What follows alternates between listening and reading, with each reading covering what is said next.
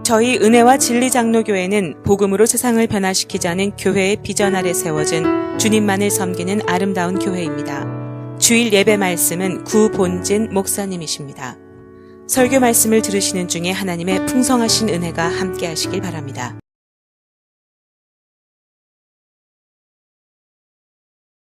저희가 십계명 말씀을 쭉 지금 6주 동안 말씀을 상고해 왔습니다.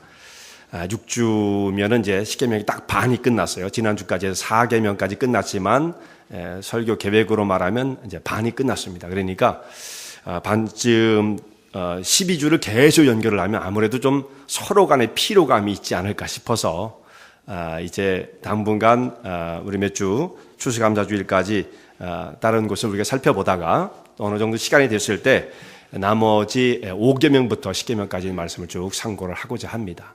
그래서 주제의 한 주제는 끝났거든요. 10계명이 하나님을 향해서 또 인간으로 연결되어지는 그 부분, 안식일을 기억하여 거룩히 지키라, 우리 지난주에 말씀을 상고했는데 그것이 하나님을 향해서도 중요하지만 사람과의 연결 속에서도 그 계명이 말씀하는 교훈이 있다. 우리가 그런 말씀을 상고했었죠. 거기까지 일단 마치고 우리가 또 이제 신약 성경에 있는 말씀들을 쭉 상고를 하겠습니다. 오늘 디모데전서 1장의 말씀인데 죄인을 향한 넘치도록 풍성한 은혜, 죄인을 향한 넘치도록 풍성한 하나님의 은혜, 이런 제목으로 말씀을 상고하겠습니다. 기독교의 2000년 역사 가운데에 정말 가장 중요한 인물, 물론 예수님은 예외죠. 예수님은 기독교의 가장 중요한 인물이라 그렇게 분류할 수 있는 분이 아니고 그냥 예수님은 하나님이시니까 우리의 경배의 대상, 섬김의 대상이 되시는 분이시고 그 역사 가운데 불을 받아 쓰여졌던 인물들 가운데 가장 중요한 사람이라고 한다면 우리가 사도 바울을 생각할 수밖에 없습니다. 근데 바울은 그의 삶 속에서 하나님의 맡기신 사역을 감당하는 가운데 여러 공격을 많이 받는 공격이 있었는데 그 중에서 문제가 뭐냐면 너는 사도가 아니야, 너는 가짜야, 이런 말을 굉장히 많이 들어왔습니다. 그렇게 그의 사도직에 대한 사람들의 공격, 의심, 이런 것이 있었음에도 불구하고 바울은 그저 12사도들 중에 한 사람, 그 중에 one of them, 이렇게 생각할 수 있는 정도의 사람이 아니에요. 바울이야말로 그의 사역이 이 12사도들로 비슷한 그 범위에 속한 사람이 아니라 그 중에 가장 특별하고 구별된 사역을 해온 사람입니다. 그래서 바울이 없었다고 한다면 기독교의 역사는 굉장히 다른 곳으로 흘러갔겠죠. 물론 이제 하나님께서 바울이 아니면 또 다른 사람을 이렇게 사용하셨겠지만 바울 같은 역할을 하는 사람은 꼭 필요했던 거예요.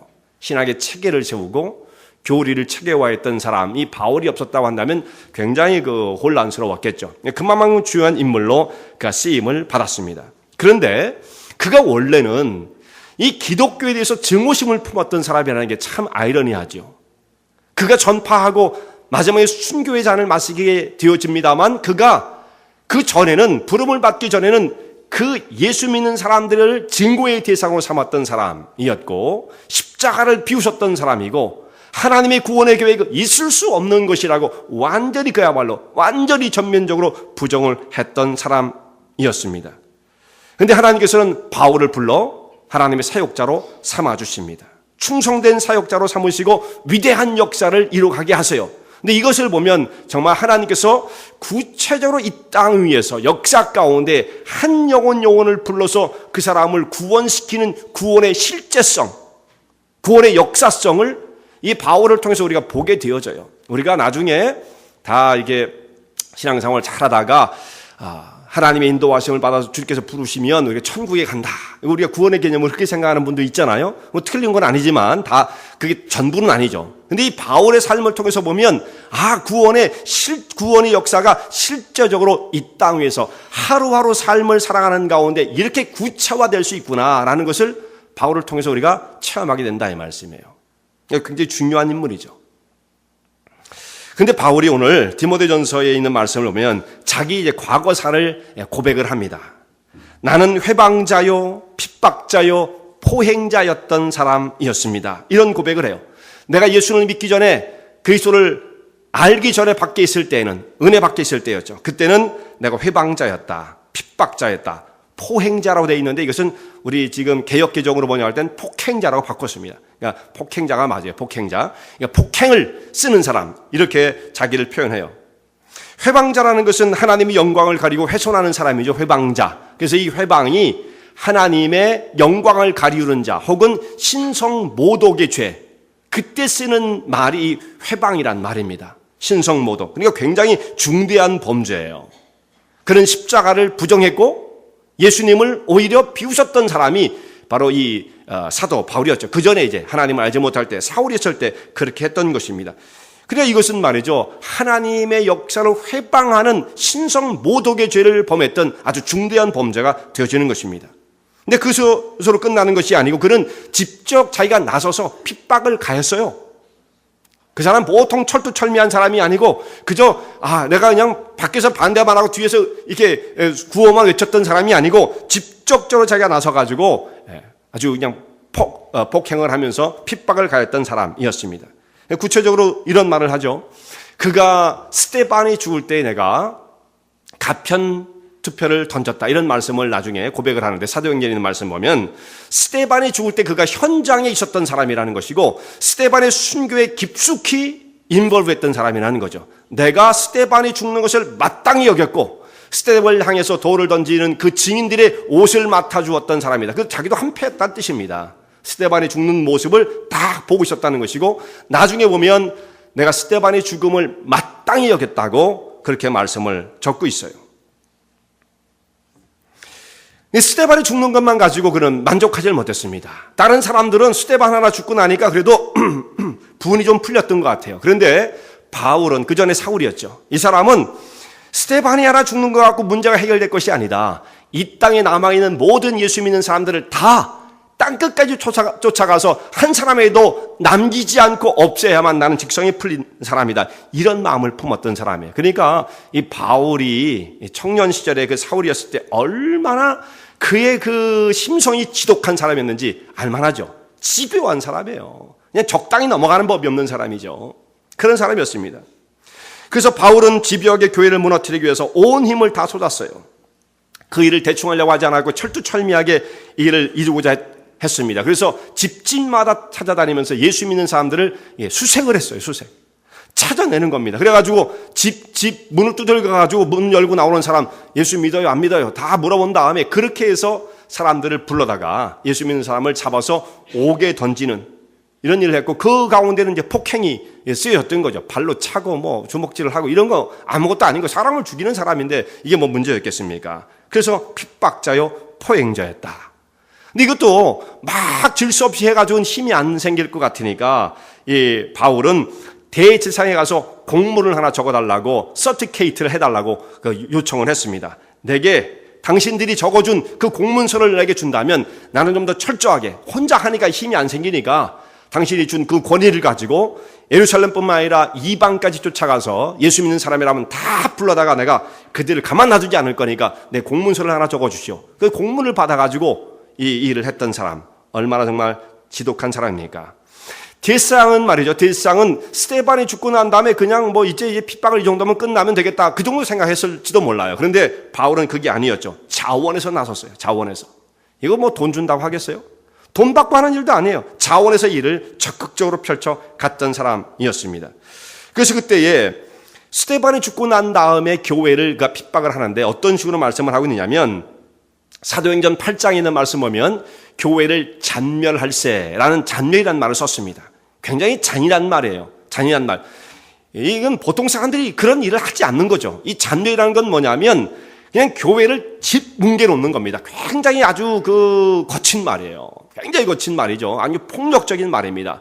아니, 들짐승이 쳐들어와가지고 평온했던 이 평온한 밭을 완전히 그야말로 쑥대밭을 만드는 것, 그게 바로 이 잔멸이라는 뜻입니다. 그래서 온 교회를 다 짓밟아 놓는 이런 일을 했던 사람입니다.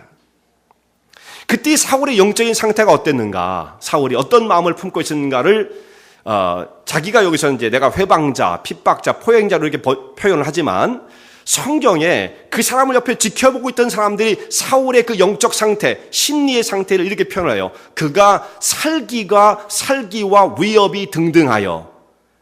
사도행전 9장 1절 말씀입니다. 그게 무슨 뜻이냐면 살기와 위협이 등등했다. 등등. 그래서 그 영어 성경에 그렇게 돼 있어요. 그 사람을 죽이려고 하는 마음, 그 살기 어린 마음으로 숨을 내쉬고 있었다. 그 뜻이거든요. 그렇게 숨 쉰 거예요, 숨을. 이게 얼마나 무서운 사람이에요. 일순간도 자기는 정말 잠을 못 자는 겁니다. 이 땅에 예수 믿는 사람 하나도 남으면 나는 잠을 못 자. 그 정도의 살기 어린 마음을 가지고 예수 믿는 사람들을 핍박했던 자가 사도가 되기 전 청년 사울의 모습이었습니다. 그래서 그가 회방자였다는 고백을 하는 거죠. 이 회방자 말씀드린 대로 신성모독의 죄를 범하는 죄예요. 신성모독. 근데 성경에 있는 말씀 보면은 성령을 회방하는 자는 결코 사하심을 받지 못한다는 말씀이 있어요. 복음서에 보면 그런 말씀이 나오죠. 그때 성령을 회방한다는 그 회방과 여기 회방자라는 말이 똑같은 겁니다. 그러니까 회방을 하면 하나님을 회방하고 성령을 회방하면 이런 사람은 사하심을 받지 못한다고 예수님이 말씀을 하셨어요. 예수님께서. 그런데 어떻게 이 사람은 이 신성모독의 죄를 범했음에도 불구하고 사하심을 받았는가? 나중에 바울이 사함을 받고 사도가 되지 않습니까? 이게 어떻게 가능한 것인가? 이 부분을 좀 혼돈하시는 분들이 상당히 많더라고요. 그러니까 성경을 이렇게 읽어가시면서 성령을 회방하는 자는 결코 사하심을 받지 못하는데 어떻게 하면 좋습니까? 이렇게 말하시는 분들이 있어요. 그런데 여러분, 성령을 회방하거나 신성모독에, 그러니까 그것도 회방죄죠. 그걸 저지른다고 해서 그 사람이 사함을 받지 못하는 게 아닙니다. 문제는 자, 우리가 어떻게 해서 죄를 사함을 받아요? 하나님 앞에 자기의 죄를 고백하면 어떻게 해서 사함을 받습니까? 무엇 때문에? 고백했다는 것 때문에 사함 받습니까? 그것도 중요하지만 실제의 사함의 근거는 어디에 있어요? 예수님의 십자가의 은혜로 말미암은 거죠. 그분 하나님의 아들이 우리 죄를 위해서 대속해서 죽음을 당하셨기 때문에 우리가 죄의 사함을 받을 수가 있는 거란 말씀이에요. 그러니까 우리가 성령을 회방했다거나 혹은 하나님의 영광을 회방하는 그 회방죄를 저질렀다 할지라도 그 본인이 정말 회개를 한다면 이 그리스도의 흘리신 보혈이 그 죄는 아이고 그건 너무 커서 나는 사해 주지 못해 이럴 수는 없는 거예요. 어떤 죄 가운데 빠졌다 할지라도 그리스도의 이름을 의지하여 십자가를 의지하는 사람은 다 사함을 받을 수가 있는 거죠. 그럼 왜 사함을 받지 못한다고 말씀하셨습니까? 사함 받지 못하는 죄는 뭐냐? 딱 한 가지가 있어요. 회개하지 않는 죄입니다. 회개하지 않는 죄. 그러니까 성령을 회방한 사람도 왜 사함 받지 못할까? 그 사람이 끝까지 나는 그런 죄 범하지 않았어. 나는 내가 다 옳아서 한 거야. 문제 없어. 이렇게 막 나가기 때문에 사함을 받지 못하는 거죠. 그게 문제인 거예요. 지금 바울은 내가 회방자요. 자기 죄를 깨닫고 있잖아요. 내가 회방자요. 핍박자요. 포행자였다. 자기의 죄를 정말 뉘치고 있는 사람이잖아요. 그러니까 그 사람은 당연히 하나님 앞에 나가서 그리스도의 십자가를 의지할 때 죄를 고백하면 사함을 받을 수가 있는 거예요. 그러나 자기는 그런 죄를 저질러 놓고서도 어떤 사람들은 내가 왜 성령을 회방하는 죄를 저질렀겠어? 내가 다 옳은데 문제 없어. 이런 사람들이 문제다. 이런 말씀이죠. 그러니까 성령을 회방하고서도 그런 사람들은 자기가 무슨 죄를 저질렀는지도 몰라요. 이런 사람 상을 받지 못하는 거죠. 그러니까 이 차이를 여러분 좀 잘 구분해 주실 수 있기를 바랍니다. 계속해서 제가 질문을 받아요. 그런 질문을. 그래서 기회가 나면 말씀을 드리는 거예요. 바울이 하나님의 그 사도로 부름을 받고 난 다음에 그런 이 사역을 감당할 때에 정말 엄청난 견디기 힘든 고난을 당했던 사람입니다. 이 사역을 이루어가면서 말이에요. 그가 여러 군데 고백하는 바를 보면 그가 얼마나 많은 고통을 당했어요. 40에 하나 가만마이를 5번 맞고 태장에 3번 맞고 돌에 맞아 죽고 파선을 나고 배고프고 자지 못하고 굶주리고 춥고 말도 못해요. 그걸 다 나열할 수도 없습니다. 고린도후서 11장에 나오는 말씀이죠. 그런 엄청난 고난을 받았음에도 불구하고 그는 그런 고난을 받는 가운데 내가 어떻게 하다가 사도가 돼가지고 이런 고통을 당하나 후회한 적이 있었을까요? 바울은 자기가 어떤 고난을 당해도 내가 어떻게 하다 이 사도가 되었을까 후회해 본 적이 없습니다. 사람들은 그런 저항에 부딪히면 내가 어쩌다가 이런 일을 해가지고 이게 뭐가 부족하냐? 소명이 부족한 거예요. 소명이. 하나님께서 부르셨다고 하는 그 뜨거운 소명을 받은 사람은요. 내가 정말 갈 길을 알지 못하고 내 마음대로 살았던 사람이 하나님의 부르심 가운데 붙잡혀 이 믿음의 길을 가게 되었다고 하는 그 거룩한 소명을 발견한 사람은 무슨 저항에 부딪혀도 문제가 될 게 없는, 물론 고통스러워요. 고통스럽지 않은 거는 아니에요. 그런 것조차 없는 거라면 인간이니까 다 느끼죠. 그럼에도 불구하고 소명이 분명한 사람은 내가 어떻게 다 이런 사역을 했을까? 그런 거 없습니다. 그냥 뚫고 가는 거예요. 바울이 아무리 고난을 당했어도 소명이 분명하기 때문에 이 길 가운데 흔들림이 없었습니다. 그러면서 이런 고백을 해요. 하나님께서는 사도 바울을 자기를 능하게 하셨습니다. 나를 강하게 하셨습니다. 그리고 자기를 인정해 주셨습니다. 나를 충성되이 여겨 직분을 맡기시미니, 자기 사도의 직분, 나같이 이런 막대 먹은 사람을 하나님께서 충성된 자로 여기시고 강하게 하시고 직분을 맡기셨으니 감사하지 않을 수 없습니다. 끝까지 믿음의 길을, 사역의 길을 달려가지 않을 수 없습니다. 그런 고백을 드리고 있는 것입니다. 바울이 예수님을 만났을 때 그 어떤 상황에서 예수님을 만났습니까? 한참 그가 예수님을 향해서 정말 극도의 마음의 분노의 마음을 품고 있었을 때, 그냥 반대의 길로 그냥 목숨 걸고 달려가고 있을 때, 그때 예수님을 만나게 되어집니다. 사울에게서 결정적인 회심의 사건, 우리 잘 아는 대로 다메섹 도상에서 예수님을 만나게 되지 않아요? 그러니까 놀랍게도 핍박의 그 자리에 있을 때 어떻게 하면 세상에 있는 예수 믿는 잔당들을 다 깨부셔 놓을 수 있을까? 교회를 다 없애버릴 수 있을까? 그런 아주 분노의 마음을 품고 있었을 때에 예수님을 만나게 되어집니다. 다메섹에 있는 그리스도인들을 핍박하기 위해서 자기 혼자 안 되겠어 여러 사람을 데리고 제사장이 써준 공문을 가지고 한 손에 말에 공문을 딱 잡고, 이 수물은 어떻게 썼어요? 살기와 이 위협이 등등하여 그냥 죽임의 그 살인의 마음을 가지고 숨을 쉬면서 다메섹을 향해서 막 씩씩씩거리고 가고 있을 때, 그때에 다메섹이 거의 가까이 갔을 때 하늘에서 강한 빛이 비추면서 그 고백하기를 그때 시간이 정오쯤 되었다. 오정. 이게 12시예요, 12시. 가장 해가 뜨겁게 내리쬐는 그 시간에. 그런데 바울이 뭘 봤느냐면 해보다 더 밝은 빛. 그렇게 표현한단 말이에요. 가장 해가 밝은 그 사막 지역에 있을 테니까 말이죠. 해가 굉장했을 거란 말이에요. 근데 그 해보다 더 강한 불빛을 그가 보게 되었고, 그때 땅에 쓰러지게 되어집니다. 그리고 이제 음성을 들어요. 사울아, 사울아, 내가 어찌하여 나를 핍박하느냐. 사울이 살기가 등등해가지고 말이에요. 살인의 분노의 마음을 품고 그 길을 가고 있었는데 예수님의 음성을 듣고 땅에 엎드려지게 되어집니다. 깜짝 놀라게 되어지는 거죠. 뉘시니까 나는 네가 핍박하는 예수라. 예수님의 음성을 듣게 되어져요. 그 자리에서 일어났으나 아무것도 보이질 않습니다. 사울이 그때 너무 강한 불빛을 보았기 때문에 눈이 멀게 되었어요. 3일 동안 그가 아무것도 먹지 못하고 눈이 보이지 않아서 일어났지만 길을 모르니까 다른 사람의 손에 붙잡혀서 다메섹으로 성으로 들어가게 되어집니다. 이 상황을 보세요. 그 분노의 마음을 가지고 씩씩거리면서 사람을 잡아 죽이겠다고, 무서운 마음이거든요. 그 마음을 가지고 막 씩씩거리고 가는 사람이 순간에 예수님을 만나더니 그냥 땅바닥이 꼬꾸라져가지고 그가 완전히 새로운 사람이 되어지고 다른 사람의 손에 붙잡혀가지고 엉금엉금 겨가지고 다메섹을 향해서 들어간 그 모습을 본다면 정말 하나님의 역사, 정말 하나님의 구원의 역사가 얼마나 놀라운 것인가를 알 수 있지 않습니까? 사람을 이렇게 완전히 바꿔버리시는 겁니다. 그래서 성에 들어가서 다메섹에서 그 3일 동안 아무것도 먹지 못하고 고민하고 있는데, 그때 하나님께서 아나니아를 보내서 선지자 다메섹에 살고 있는 예수님의 제자였던 아나니아를 보내서 그에게 안수해서 기도하게 하십니다. 그리고 그의 눈을 이제 뜨게 하시는데 이 눈에서 비늘 같은 것이 떨어졌어요. 그 강한 불빛 때문에 눈이 상하게 됐던 거죠. 그 뒤로 바울은 제대로 사물을 그렇게 클리어하게 볼 수가 없어요. 그래서 그가 편지를 많이 썼는데 신약 성경에 그가 굉장히 중요한 서신들을 그가 다 쓰잖아요. 분량으로 말하면 신약 성경 한 4분의 1 좀 넘는데 그 중요성으로 말하면 굉장히 중요한 거예요. 그 분량이 많고 적고의 문제, 분량도 많았지만, 근데 그가 편지를 쓸 때에 그가 직접 편지를 쓰질 못합니다. 눈이 잘 안 보여가지고. 그래서 다 대피를 시키고 마지막에 사인 정도만 해요. 저도 이게 글씨를 읽다 보면 지금 굉장히 잘 안 보이거든요. 쓰라면 더 못 써요. 이제 안경을 꼭 써야, 돋보기를 써야 볼 수가 있는데, 쓰는 거가 더 힘듭니까? 읽는 게 더 힘듭니까?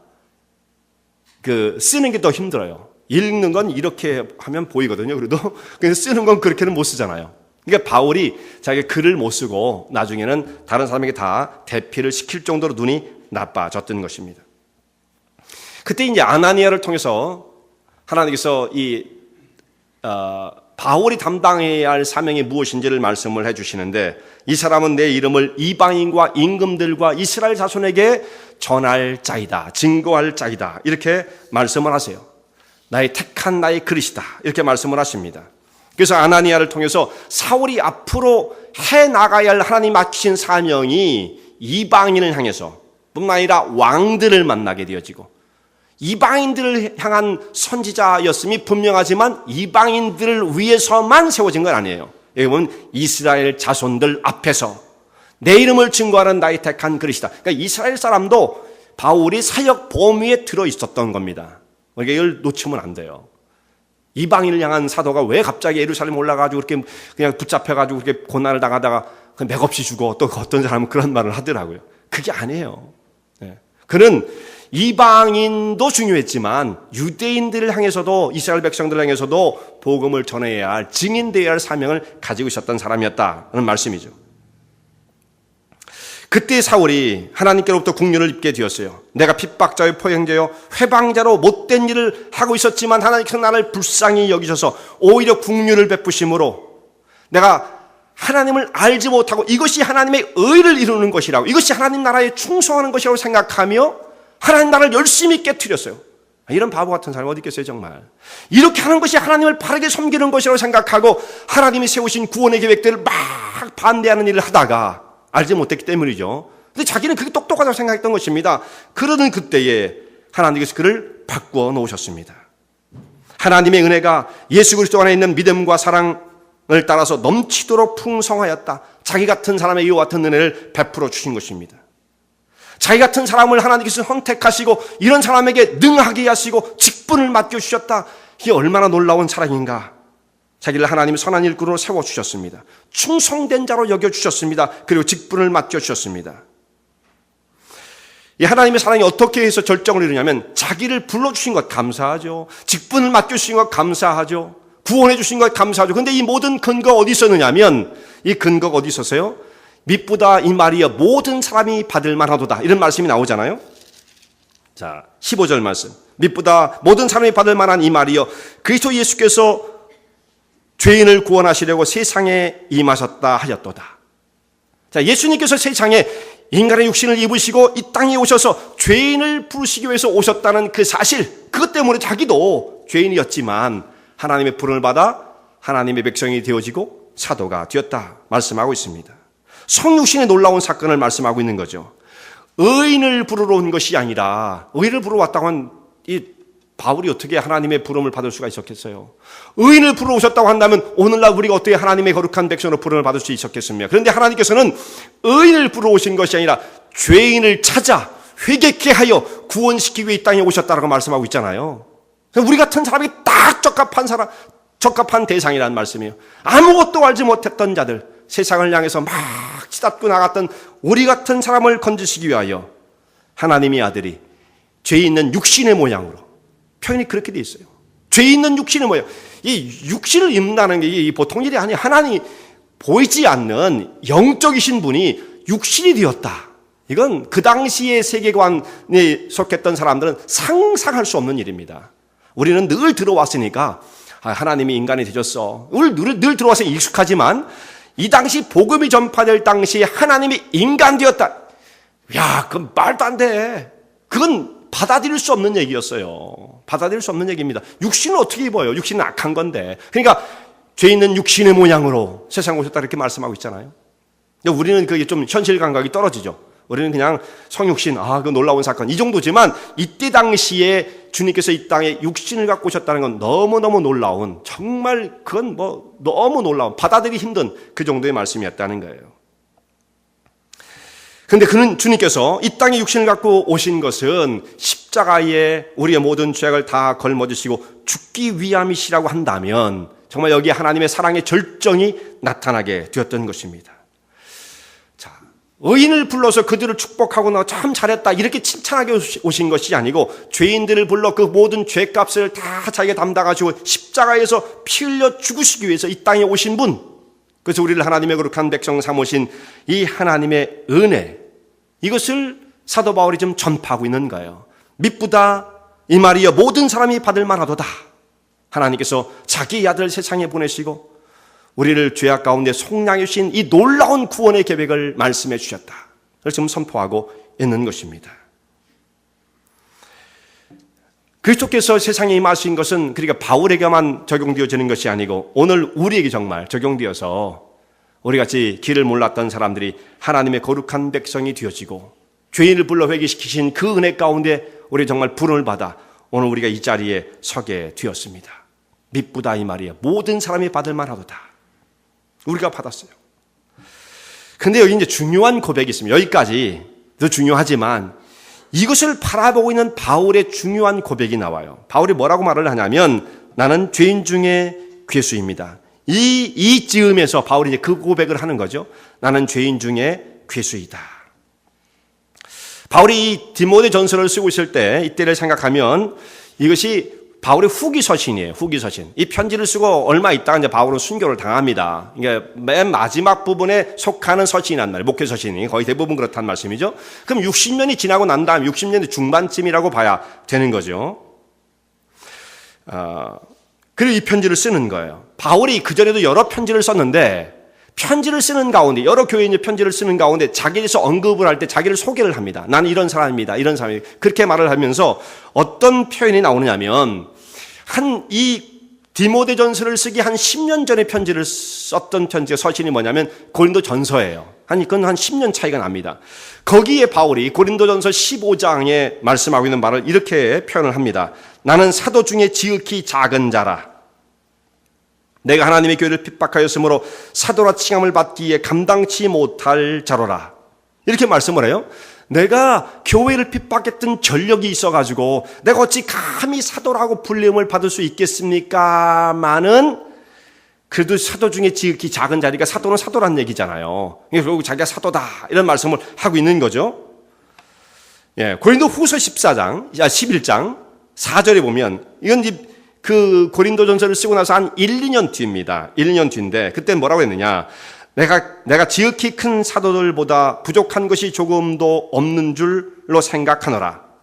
사도들보다 자기는 앞에서는 지극히 사도 중에 작은 자였는데 이 고린도 후서에 가면은 사도보다 작은 것이 부족한 것이 조금도 없다 이렇게 자기를 생각했어요. 물론 이렇게 말할 수밖에 없는 상황이 있었어요. 자꾸 사도직을 가지고 누가 공격을 하니까 내가 사도입니다. 사도라고 대접받고 싶어서가 아니라 사실 바울이 이렇게 말할 수밖에 없었던 것은 그가 전했던 복음이 잘못하면 부정될까봐 사도직을 걸고 자기 사도직을 변호를 했던 것이죠.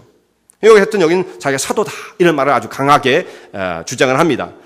근데 이 편지를 쓰고 난 다음에 몇 년이 지난 다음 이제 에베소서를 쓰게 되는데 에베소서를 쓸 때는 이렇게 표현을 해요. 에베소서 3장 8절에 보면 자신을 성도 중에 지극히 작은 자 이렇게 표현해요. 내가 모든 성도 중에 지극히 작은 자보다 더 작은 나에게 이 은혜를 주셨다. 성도들보다 작은 자 중에 더 작은 자인 나에게 이 은혜를 주셨다. 이렇게 말씀을 합니다. 그러니까 사도에서 성도보다 더 작은 자 많이 떨어졌죠. 많이 떨어졌어요. 그 편지를 쓰고 난 다음 또 한 몇 년이 지나고 난 다음 디모데 전서를 쓰는 가운데서는 이제 뭐라고 말을 합니까? 이게 바울의 사역의 거의 마지막 무렵이란 말씀이에요. 이때는 자기를 표현할 때 나는 죄인 중에 괴수다. 이렇게 표현을 했습니다. 바울은 점점 가면 갈수록 겸손한 모습으로 자신의 모습을 생생하게 발견하게 되었던 거죠. 죄인 중에 괴수였습니다. 내가 죄인 중에 괴수였었다는 게 아니에요. 과거가 아니에요. 내가 하나님을 알지 못하고 교회를 핍박하고 회방자로 있었을 때 그때의 죄인 중에 괴수였다. 그 뜻이 아닙니다. 죄인 중에 괴수이다. 지금. 시제가 과거가 아니에요. 였었다가 아니에요. 지금이라는 지금. 내가 지금 죄인 중에 괴수이다. 또 한 가지 우리가 생각해야 할 게 있는데 바울이 자기를 자랑한 부분도 있어요. 어디서 그랬느냐면 그걸 좀 대조해서 생각할 필요가 있습니다. 빌립보서 3장을 보면 내가 육체를 따라 자랑하는 사람들에 비해서 내가 조금도 부족함이 없는데 그러면서 이제 자기를 자랑하는 장면이 나옵니다. 빌립보서 3장에 이런 말씀이 있죠. 내가 율법으로는 흠이 없는 자다. 열심으로는 교회를 핍박하기까지 했고 율법으로는 흠이 없는 자다. 이런 말을 했습니다. 근데 그런 사람이 좀 시간이 지난 다음에 나는 죄인 중에 괴수다. 이렇게 말을 했어요. 그러면 빌립보서를 쓸 때 그때는 자기가 죄인인 걸 몰랐느냐? 그런 건 아니에요. 왜 그럼 여기서 자랑을 했느냐?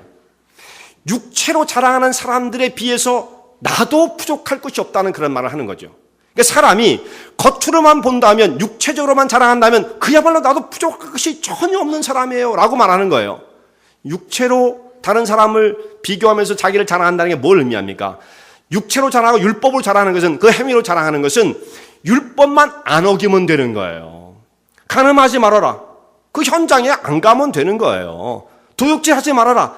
아유, 뭐 안 훔치면 되는 거예요. 이거 안 훔치는 게 쉬운 게 아닙니다. 그런데 이런 죄 안 범하는 게 쉬운 게 아니에요. 물론 밤에 남의 집에 문 열고 들어가서 훔쳐내는 이런 일은 없겠지만, 이 살다 보면 말이죠, 그런 일들이 나도 모르게 생기는 거예요. 살인하지 말아라. 사람만 안 죽이면 되는 거예요. 그러면 그 율법을 다 지켰다고 생각을 하죠. 그럼 겉으로 드러나는 모습은 그 사람은 율법에 흠이 없는 의로운 사람이라고 생각을 하는 것입니다. 그런데 그렇게 하고 율법을 지켰다고 세상의 법에서는 그런 사람을 클레임하지 않습니다. 괜찮은 정상적인 노멀한 사람이라고 말을 해주죠. 그러나 우리도 이 정도 범위의 자기를 생각하면 안 돼요. 이건 그야말로 착각이에요. 착각. 나 사람 죽인 적 없어. 나 도둑질 한 적 없어. 그 정도는 다 안 해요. 누구도. 그 정도는 다 정상적으로 사는 사람은 그런 일 하는 사람 아무도 없습니다. 하나님이 보시는 바는 율법의 겉으로 드러나는 행위를 했느냐 안 했느냐의 문제가 아니라는 거예요. 그렇게만 따지면 나도 자랑할 것이 있다라는 거였죠. 그렇게만 따지면 우리도 자랑할 건 많아요. 그런데 바울이 뭐를 말하냐면, 하나님께서 보시는 바는 우리의 겉으로 드러났던 행위가 아니라 그 사람의 마음속에 품고 있는 계획과 사상과 생각과 동기들, 그 속에 무엇이 들어있느냐, 이것을 보시는 분이시지 했어? 안 했어? 우리는 이걸 갖고 따지죠. 그러면 안 된다는 말씀이죠. 하나님께서는 사람의 마음의 중심을 보신다는 말씀이에요. 그러니까 실제로 우리의 심령 속에 무엇이 들어있느냐, 이게 중요한 거예요. 자, 내 속에 들어있는 것이 밖으로 쏟아져 나오지 않았다고 그래가지고 내가 아닌 건 아니죠. 무슨 말씀입니까?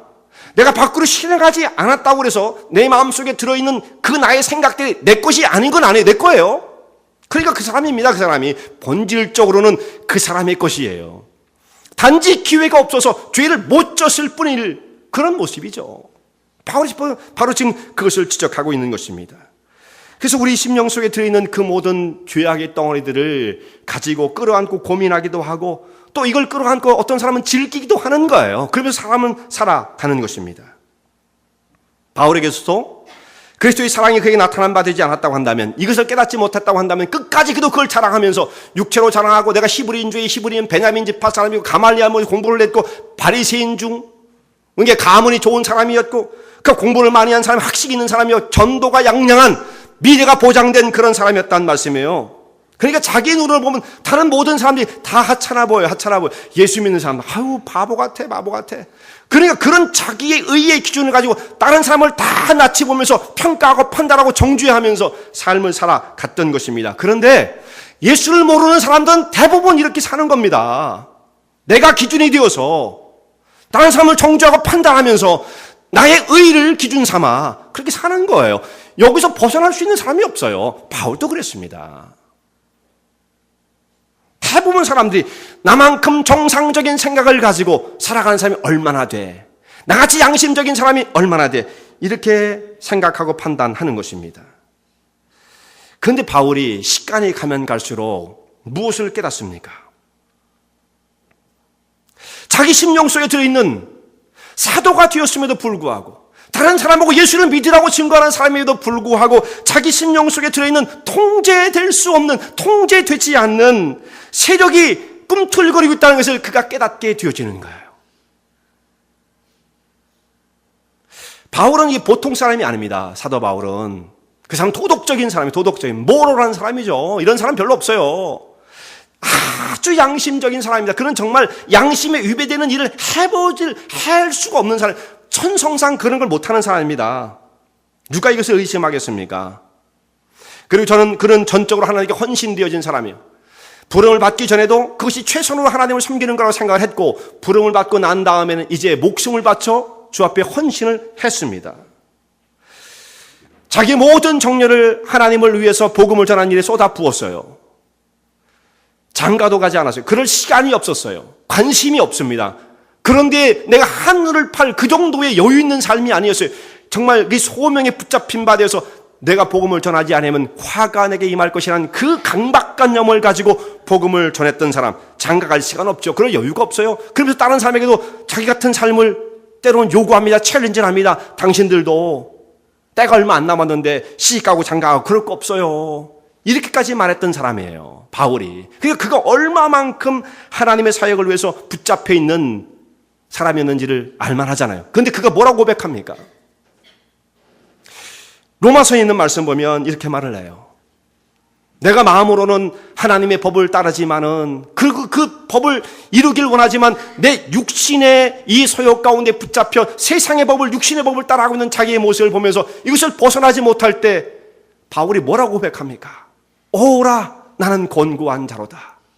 이 사망의 몸에서, 자기가 죽을 몸이에요. 이 사망의 몸에서 누가 나를 건져내랴, 이 탄식입니다. 그러니까 이 바울이 오호라, 난 곤고한 자로다 고상하게 썼지만 이게 무슨 말입니까?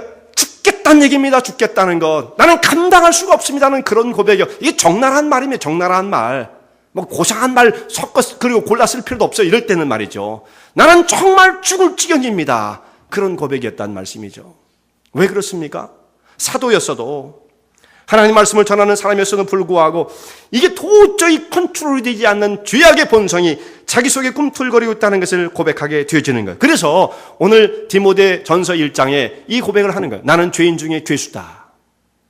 이 편지를 쓰면서 자기가 겸손한 모습을 다른 사람에게 비춰주기 위해서, 겸손의 어떤 미덕을 보여주시기 위해서, 이렇게 해야 그래도 편지 쓰는 어떤 사도로서의 모양이 잡히는 거지, 그런 말하는 게 아니에요.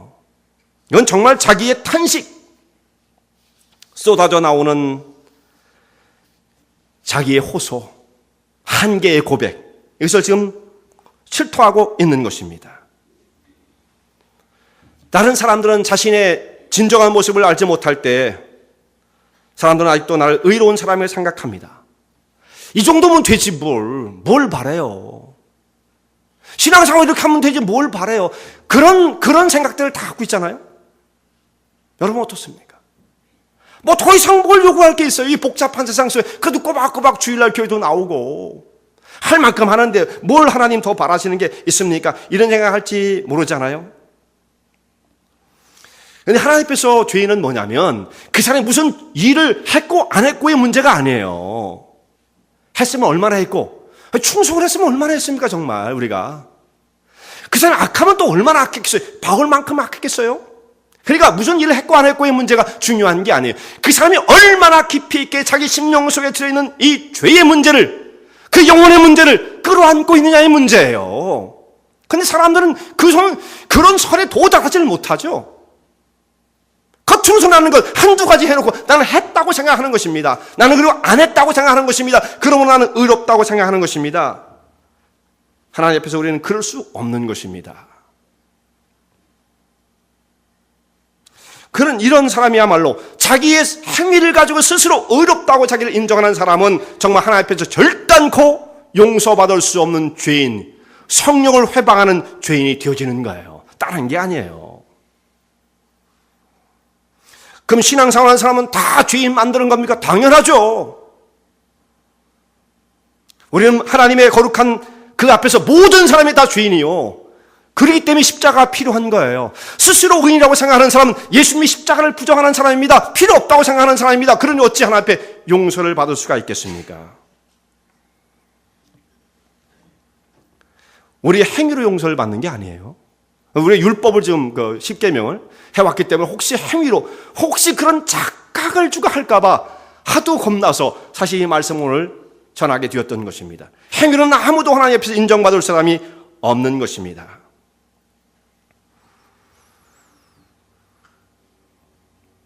나는 아무런 문제도 없다고 생각하는, 나는 거룩한 사람이라고 꼬박꼬박 교회에 나오고 이렇게 살고 있기 때문에 나는 괜찮을 거라고 생각하는 이것이 하나님 앞에서 얼마나 용서받을 수 없는 죄인인 것을 깨우쳐 주는 말씀입니까? 우리 의로 쓸 수 있다고 생각해요. 지금 말이죠, 이 기독교의 흐름이 지금 완전히, 말씀은 딴 데 가 있고요. 지금 이 현대교회는 말이죠, 완전히 딴 데로 가는 겁니다. 딴 데. 이런 문제를 우리가 생각해 볼 생각을 안 하죠. 왜 이런 문제를 복잡하게 생각해요? 사람 왜 죄인 만들어요? 왜? 그저 축복을 받고 긍정적인 생각을 하고 파지티브한 생각을 하고 기도하고 열렬히 구하면 하나님이 축복을 주시고 이렇게 삶을 살아야 신날 텐데 뭐 이런 걸 가지고 사람을 갖다 얽매이게 만드나. 만약에 그렇게 생각하시는 분이 있다고 한다면 그 사람은 기독교를 바라보는 사람이 아닙니다. 우상 숭배하는 사람이에요. 지금 우상 숭배. 성경을 붙잡고 얼마든지 우상 숭배 가능하죠. 이스라엘 백성들이 성전을 드나들면서 우상 숭배에 푹 빠져 살았던 것처럼 성경을 붙잡고 우상 숭배하는 것입니다. 그런데 너무나 오늘 이 말씀이 우리에게 위로가 되어지고 은혜가 되어지는 것은 이 말씀이 위로가 되어지는 사람은 바울같이 정말 나 같은 사람을 하나님 앞에 설 수 없는 사람을 하나님께서는 그 아들을 보내시고 세상에 죄인들을 구원하시기 위하여 아들을 독생자를 세상에 죄를 사하는 제물로 내오신 그 하나님의 사랑을 발견하고 그 앞에 나오는 사람들은 정말 이것이 복음이죠. 내 힘으로는 해결할 수 없는 이 죄를 나 같은 사람을 하나님께서는 거절하지 아니하시고 용납해 주신 하나님. 정말 사울을 바울로 만드신 하나님의 그 긍휼과 은혜라고 한다면 바울같이 지독한 사람도 하나님께서 변화시킨다면 우리야 뭐 가능하잖아요. 얼마나 감사해요. 우리는 핍박 같은 거 안 했으면 회방 같은 거 그렇게 적극적으로 할 위인도 못 됩니다. 우리 같은 사람은 하나님께서는 하나님의 거룩한 자녀로 삼으시는 것은 문제도 아니지 않겠어요? 바울 그렇게 지독한 사람을 하나님의 사역자로 사도로 삼으셨다고 한다면 우리같이 모자라고 갈 바를 알지 못하는 자를 불러 하나님의 거룩한 사역자로 콜링을 주셔서 그 사역을 감당케 하시는 것 문제가 아니지 않겠습니까? 우리를 불러주시는 거예요. 그러니까 이 감사한 거죠. 그러니까 하나님의 거룩한 사역 가운데 쓰여지지 못할 만큼 부패한 사람은 없어요. 세상에 그런 사람 없죠. 단지 그래서 깨닫지 못하고 자기 의의를 생각하고 있기 때문입니다. 나 같은 사람이 이런 긍휼을 베푸신 하나님께 감사와 찬송을 드리지 않을 수가 없습니다. 그래서 바울이 마지막으로 감사와 찬송과 영광이 세세의 홀로 하나님께 있기를 찬양을 하는 것입니다. 하나님께서 나를 불러주셨다는 그 소명을 받은 바울은 정말 죽기까지 충성을 다했습니다. 헌신의 길을 달려가는 거예요. 지치지 않아요. 그게 믿음의 역동적인 다이나믹한 능력이 나타나는 거 거기서. 근데 내가 뭔가를 했고 이 정도면 자랑할 만하고 이 정도면 칭찬받을 만할 것이라는 사람들은 한 발자국도 못 가는 것입니다. 누가 칭찬하죠 그런 사람을? 그런 사람 칭찬받지 못해요. 누가 칭찬해요? 목사는 뭐 칭찬해 줄 수 있어요. 목사가 칭찬을 많이 하는 사람은 누구냐? 정말 칭찬이 필요한 사람이죠. 안 그러면 시험도 교회를 안 나오니까. 칭찬 많이 받는 거 좋을 거 없습니다. 아유 오늘 또 뵀네요. 아유 얼마나 이게 오버하는 사람들 다 문제가 있는 사람들이에요. 그러나 하나님을 의지하고 이 하나님의 부르심 가운데 소명 가운데 붙잡힌 사람은 목사를 보고 충성합니까? 주의 나라와 영광을 위해서 지치지 않고 달려가는 것입니다. 더 깊은 헌신의 세계를 향해서 뛰어드는 것입니다. 나를 능하게 하신 또한 나를 충성되이 여기신 내게 직분을 맡기신 하나님의 은혜와 하나님의 긍휼과 베푸신 그 사랑을 심령소에 간직하고 믿음의 길을 흔들림 없이 가는 것입니다. 이 헌신된 믿음의 길을 달려가시는 주의 종들 되시기 바랍니다.